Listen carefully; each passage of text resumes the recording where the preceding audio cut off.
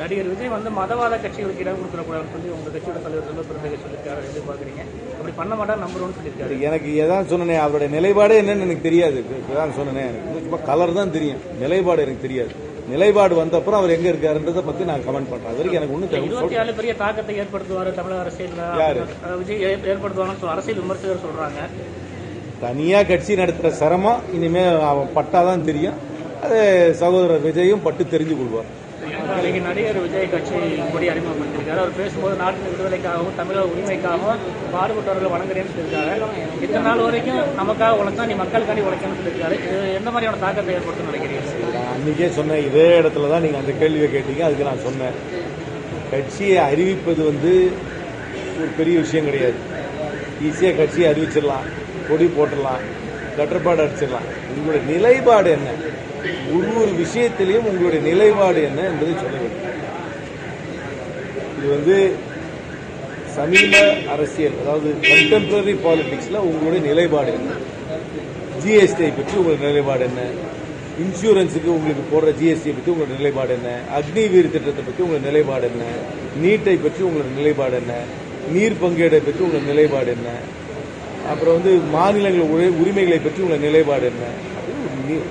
ஒரு விஷயத்திலே அவங்க நிலைப்பாடை சொல்ல வேண்டும். இப்ப கூட லேட்ரல் என்ட்ரின்னு கொண்டு வந்தாங்க கவர்மெண்ட். அதை நாங்க காங்கிரஸ் கட்சி மற்ற கட்சிகள் அவருடைய நிலைப்பாட்டை சொன்னாங்க.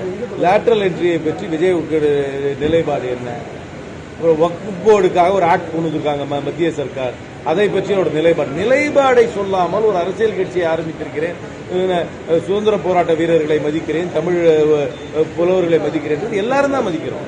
Nothing special about. எல்லாரும் தான் பண்றோம், எல்லாரும் தான் நம்மளுடைய முன்னோர்களை மதிக்கின்றோம், நம்மளுடைய கலாச்சாரத்தை மதிக்கிறோம் சொல்றது ஒரு நிலைப்பாடு. ஒரு அரசியல் நிலைப்பாட்டை சொன்ன பின்னர் தான் அது அரசியல் கட்சி எந்த இடத்திலே நிற்கிறது என்பதை பற்றி நாம் ஒரு கருத்து சொல்றோம். நம்மளுடைய உறுதிமொழியை பார்த்தோம்னா தேசியமும் தமிழ்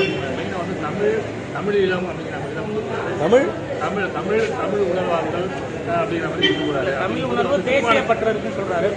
எல்லாருக்கும் தமிழ்நாட்டில் இருக்கிற எனக்கும் தான் தமிழ் பற்று இருக்கு, தேசியமும் இருக்கு.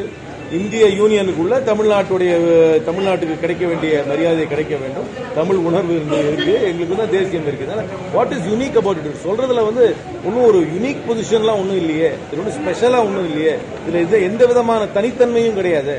எல்லாரும் வாடிக்கையா சொல்கின்ற ஒரு இதாக இருக்கு. நான் சொல்றேன், நிலைப்பாடை சொல்ல வேண்டும்.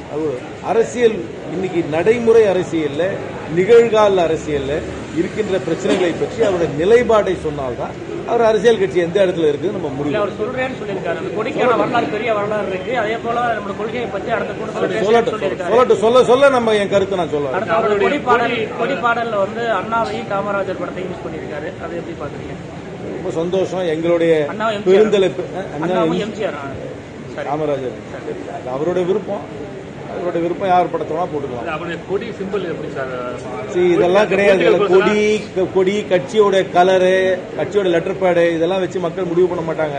அவருடைய நிலைப்பாடை வச்சுதான் மக்கள் இவர் எந்த நிலையில இருக்கிறாருன்றது ஒரு முடிவு பெற முடியும். அப்படிதான் என்னால முடிவு பெற முடியும்.